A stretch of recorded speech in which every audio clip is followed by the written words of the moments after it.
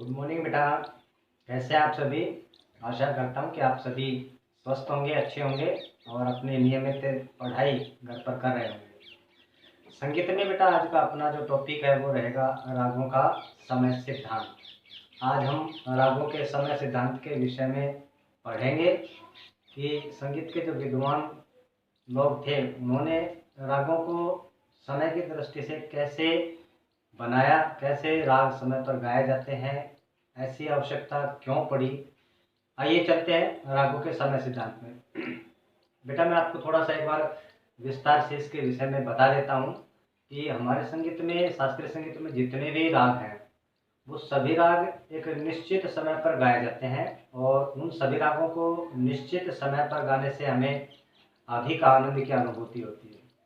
संगीत के जो विद्वान लोग थे उन्होंने अनुभव किया कि भी जो अपने स्वर हैं उन स्वरों में रस उत्पन्न करने की क्षमता होती है और प्रकृति के नियमानुसार यदि उन स्वरों का प्रयोग किया जाए तो वो हमारे मन का रंजन करते हैं, हमें आनंद की अनुभूति करवाते हैं। आदि प्राचीन काल से रागों का जो समय चक्र है वो चलता हुआ आ रहा है और उसी नियम के अनुसार रागों को गाया बजाया जाता है। राग जो है बेटा वो कुछ मौसम के राग होते हैं, कुछ विशेष ऋतु में गाए जाते हैं। जो विशेष ऋतु में गाए जाते हैं उन्हें मौसमी राग भी कहा जाता है। जैसे कि बसंत राग है, बसंत राग ये बसंत ऋतु में ही गाया जाता है। बसंत ऋतु के समय में बसंत राग गाया जाता है। ये राग उस समय की दृष्टि से स्वतंत्र होता है। हम 24 घंटे में कभी भी इसको गा बजा सकते हैं। ये हमें आनंद की अनुभूति कराता है, हमारे मन का रंजन करता है। इसी प्रकार से वर्षा ऋतु में मेघ राग गाया जाता है। ऐसे बहुत सारे राग हैं जो विशेष ऋतु में गाए जाते हैं और उनको विशेष ऋतु में गाने से हमें अधिक आनंद की प्राप्ति होती है। तो इस प्रकार के जो राग होते हैं उन रागों को संगीत के विद्वानों के द्वारा मौसमी राग भी कहा जाता है। तो ये जो परंपरा है, ये रागों का जो समय जो चक्र है, इसको विद्वान जो हमारे संगीत के विद्वान लोग थे वो प्राचीन काल से ही इनका जो समय चक्र था वो निर्धारित कर दिया था और वही तरीका आज तक अपनाया जाता है। तो हम भी उसी संगीत के जो विद्वान लोग थे जिन्होंने जो नियम बनाए रागों को समय की दृष्टि से निश्चित किया कि भाई ये राग उस समय गाया जाएगा, ये राग मध्य रात्रि में गाया जाएगा, ये राग प्रातः काल गाया जाएगा। बेटा एक बहुत ही प्रचलित राग है भैरव राग। भैरव एक ऐसा राग है जो प्राचीन समय से गाया जाता आ रहा है, अभी तक भी गाया जा रहा है। बहुत से संगीत के जो विद्वान लोग हैं, जो हमारे बहुत से विद्वान लोग जो चले गए, इस पृथ्वी से चले गए, जिनका स्वर्गवास हो गया, जो भगवान को प्यारे हो गए, उनका जो अनुभव था, उनका अनुभव भी यही था कि पूरे जीवन भर उन्होंने एक ही राग गाया, भैरव राग। ऐसे बहुत सारे राग हैं, बहुत सारे संगीतकार हैं जिन्होंने अपने जीवन में केवल एक ही राग को अपनाया और एक ही राग का उन्होंने अनुसरण किया, लेकिन वो उस राग को भी अच्छे प्रकार से नहीं गा सके। तो भैरव जो राग है बेटा वो प्रातः काल ऐसा कहा जाता है कि संधि बेला के समय गाया बजाया जाता है। उसकी प्रकृति गंभीर होती है। नियमानुसार भैरव राग प्रातः काल ही गाया जाएगा और मालपुरुष जो राग है वो रात्रि में ही गाया बजाया जाता है। कुछ अपवाद वाले राग भी होते हैं। अपवाद वाले जो राग होते हैं उनके लिए कोई अलग से समय निर्धारित नहीं किया गया है। उन रागों को कभी भी गाया बजाया जा सकता है, वो समय की दृष्टि से बाहर माने जाते हैं। तो ऐसे बहुत सारे राग हैं जो अपवाद की श्रेणी में आते हैं। जो राग समय की दृष्टि से गाए बजाए जाते हैं, समय के अनुसार गाए बजाए जाते हैं, वही राग शास्त्रीय संगीत में अपना स्थान बनाते हैं, उन्हें हम राग की श्रेणी में रखते हैं। वैसे किसी भी राग को कभी भी 24 घंटे में गाया बजाया जा सकता है, लेकिन समय के अनुसार जब हम उस राग का गायन करते हैं तो वो हमें आनंद प्रदान करता है, हमारे मन का रंजन करता है। आइए चलते हैं संगीत के विद्वानों ने जो नियम बनाए वो नियम किस प्रकार से बनाए गए। सबसे पहले हमारा आता है बेटा स्वर संयोग।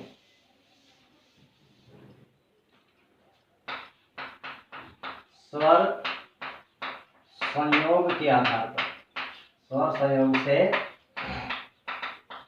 समय निर्धारण। उसके बाद आता है बेटा जो हमारा जो स्वर संयोग है, इसके 3 प्रकार बताए गए, 3 इसमें स्वरों का समूह लिया गया है। देखिए बेटा कौन कौन से हैं। पहला है रे धा कोमल स्वर वाले राग, दूसरा है रे धा शुद्ध वाले राग, शुद्ध स्वर वाले राग, और तीसरा है बेटा गानी कोमल स्वर वाले राग। इन स्वरों के आधार पर रागों का समय निश्चित किया गया कि भी यदि किसी राग में रेधा कोमल स्वर लगते हैं तो वो राग कब गाया जाएगा, रेधा शुद्ध लगते हैं तो वो राग कब गाया जाएगा, गानी कोमल लगते हैं तो वो राग कब गाया जाएगा। ये तीनों जो बातें हैं, तीनों जो स्वर समूह है, ये एक पॉइंट बनाया गया है स्वर संयोग, ये सभी स्वर संयोग में आएंगे। और दूसरा जो पॉइंट बनेगा वो है मध्यम स्वर से समय निर्धारण।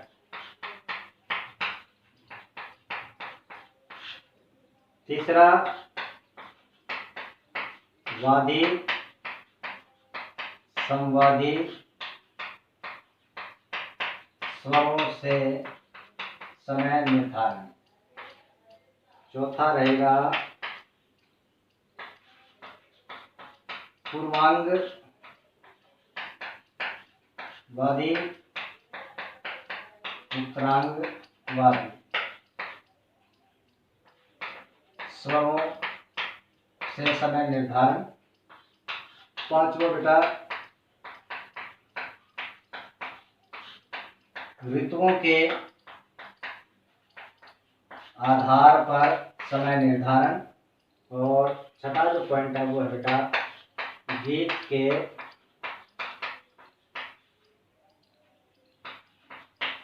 अर्थ के आधार पर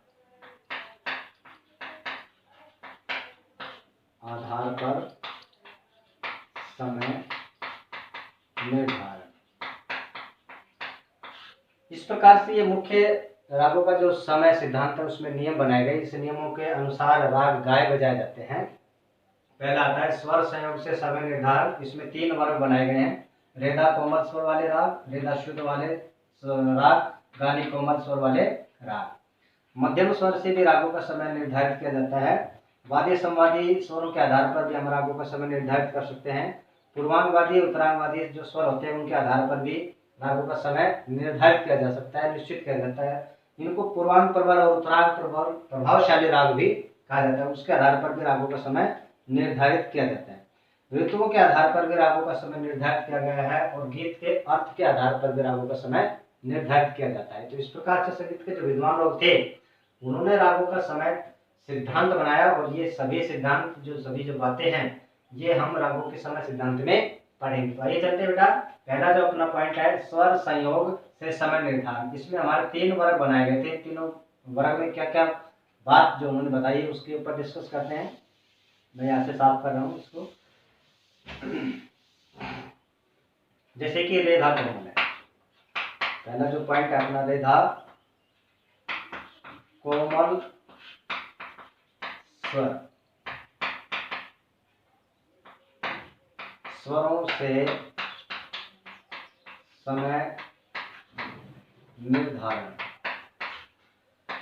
बेटा यहाँ पर रे कोमल और धा जो कोमल है, यहाँ पर जो रे कोमल है ये आध जगी मुद्रा का परिचायक है, आधी रात और आधा दिन।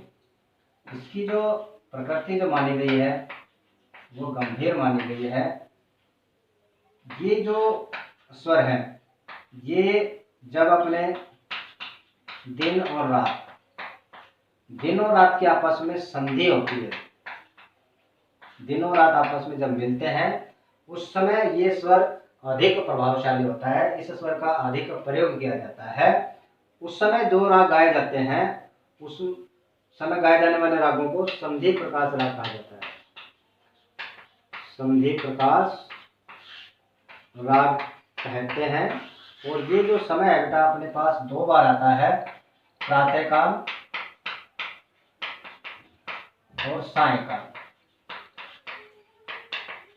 प्रातःकाल 4 से 6 बजे का जो समय होता है और सायंकाल जो 4 से 6 बजे तक का जो समय होता है वो संधि बेला का समय माना गया है संगीत के विद्वानों के अनुसार। और उस समय जो राग गाए जाएंगे उन सभी रागों में कोमल रे का विशेष योगदान रहेगा, विशेष महत्व होता है। और यहाँ पर जो रे है कोमल, ये आध जगी मुद्रा का परिचायक है, मतलब उस समय ना तो दिन होती है और ना ही रात होती है।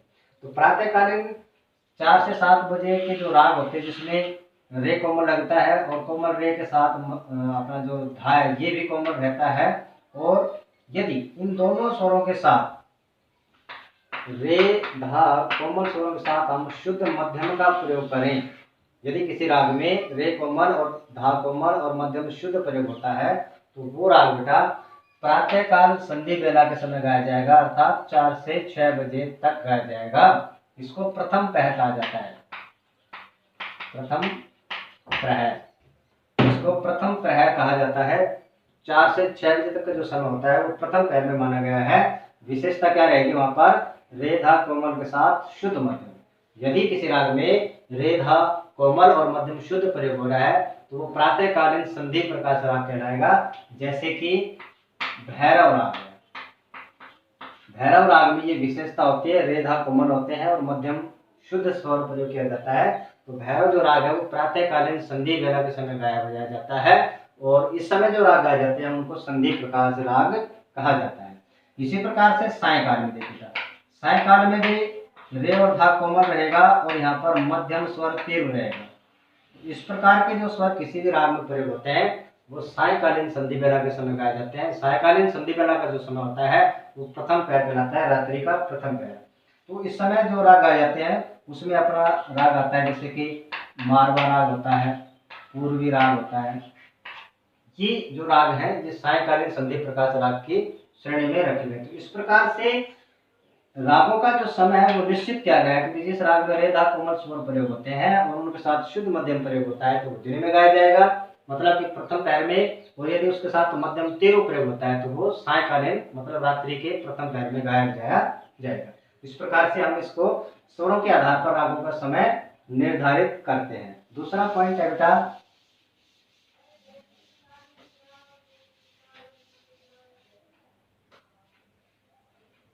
रे धा कोमल के बाद अपना आएगा रे धा शुद्ध स्वर वाले राग।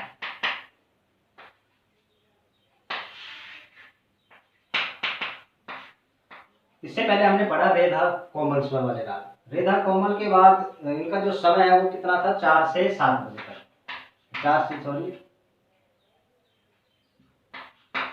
बजे तक का नहीं था ये, यहाँ पर 4 से 7 बजे तक का समय रहेगा।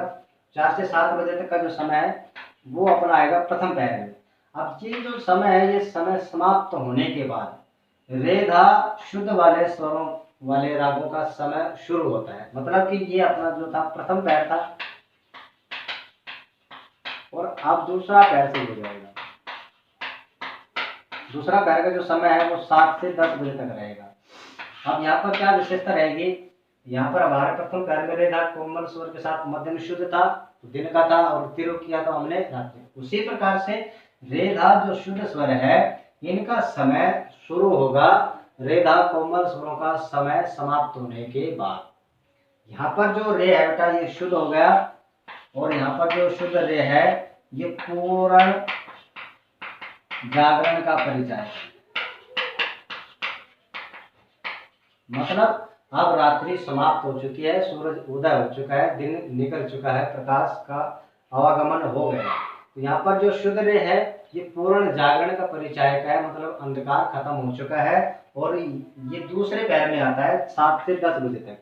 तो यहाँ पर रे धा जो शुद्ध है इसके साथ शुद्ध मध्यम का हम प्रयोग करेंगे तो दिन का दूसरा प्रहर हो जाएगा और रे धा शुद्ध के साथ हम मध्यम तीव्र का प्रयोग करेंगे तो ये रात्रि का दूसरा प्रहर हो जाएगा। इस प्रकार से रे धा शुद्ध वाले जो राग हैं स्वर जिन रागों में प्रयोग होते हैं उनका हम समय निर्धारित कर सकते हैं। तीसरा आता है गानी कोमल स्वर वाले राग। अब गानी कोमल वाले जो राग है बेटा उनका समय शुरू होगा रे धा शुद्ध वाले रागों का समय समाप्त होने के बाद। तो रे धा शुद्ध का समय था 7 से 10। अब यहाँ पर गानी कोमल का जो समय है ये 10 बजे से साय 4 बजे, ये 4 जो है सायकाल की है, सायकाल के 4 बज रहे हैं यहाँ पर। तो यहाँ पर बेटा देखिए प्रथम जो हमारा पैर था उसमें 4 से 7, दूसरा 7 से 10। यहाँ पर जो स्वर है उसमें 3 थाट होते हैं, यहाँ पर भी 3 थाट होते हैं और यहाँ पर 4 थाट होते हैं। इस प्रकार से संगीत में 10 थाट माने गए हैं। यहाँ पर देखिए 10 के बाद 11, फिर 12 बजेंगे, फिर 1, 2, 3 और 4, ऐसे हम 4 बजे तक पहुंचेंगे। तो 12 जो बजते हैं, 12 बजे तक ही दिन माना गया है। 12 बजे के बाद का जो ये समय है ये रात्रि में माना जाता है। अब यहाँ पे क्या विशेषता रहेगी, अभी हम यहाँ पर रात तो नहीं हुई है, अभी दिन ही है अभी तो, लेकिन ये जो समय है ये रात्रि का, सायकाल का समय माना जाता है, रात्रि का माना जाता है। तो दिन के 12 बजे तक सभी रागों में मध्यम शुद्ध रहेगा गानी कोमल के साथ। गानी कोमल के साथ सभी रागों में मध्यम स्वर शुद्ध रहेगा और 12 बजे के बाद कुछ समय ऐसा आएगा जिसमें शुद्ध मध्यम प्रयोग होगा और तीव्र मध्यम प्रयोग होगा। 12 बजे के बाद शुद्ध मध्यम लगेगा कुछ रागों में, लेकिन जैसे जैसे हम 12 बजे के बाद रात्रि की ओर बढ़ते हुए जाएंगे आगे, तो ये जो मध्यम है इसका प्रभाव धीरे धीरे कम होता चला जाएगा। इस प्रकार से मतलब कि रागों में आना कम हो जाएगा और मध्यम स्वर रात्रि बढ़ते बढ़ते बढ़ते रात 12 बजे तक सभी रागों में राजा बना रहेगा, मतलब कि मध्यम तीव्र स्वर का अधिक प्रभाव रहेगा रात्रि 12 बजे तक।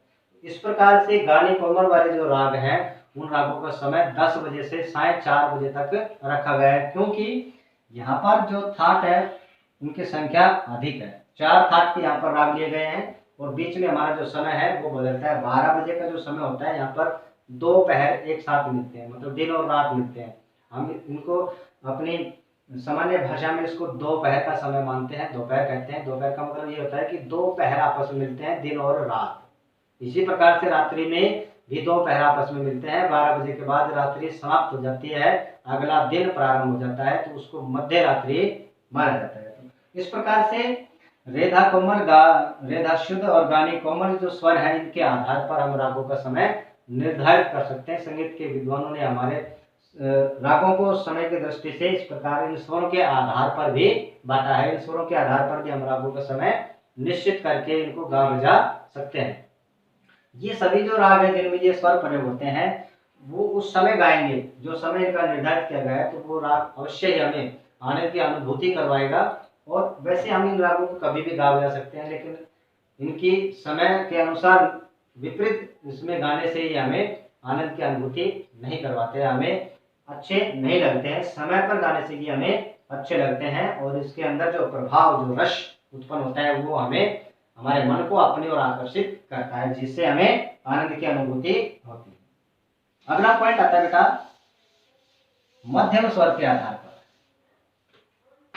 दूसरा पॉइंट मध्यम स्वर के आधार पर। बेटा अभी मैंने आपको बताया कि मध्यम स्वर अपने संगीत में दो होते हैं, एक शुद्ध मध्यम और एक तीव्र मध्यम। शुद्ध मध्यम दिन के रागों में प्रयोग किया जाता है और तीव्र मध्यम रात के जितने भी राग है उनमें प्रयोग किया जाता है। मध्यम स्वर जो स्वर है ये रागों का समय निर्धारित करने में अपना विशेष महत्व रखता है, विशेष इसका योगदान होता है। इसको आर्धदर्शक स्वर भी कहा जाता है। दिन के सभी रागों में शुद्ध मध्यम प्रयोग होगा और रात्रि के सभी रागों में तीव्र मध्यम होगा प्रयोग किया जाएगा। कुछ अपवाद वाले राग भी है, अपवाद वाले राग दुर्गा और राग तेज, ये दोनों सायकालीन राग है। सायकालीन राग है तो सायकालीन राग में विशेषता क्या रहेगी बेटा, मध्यम तीव्र रहेगी।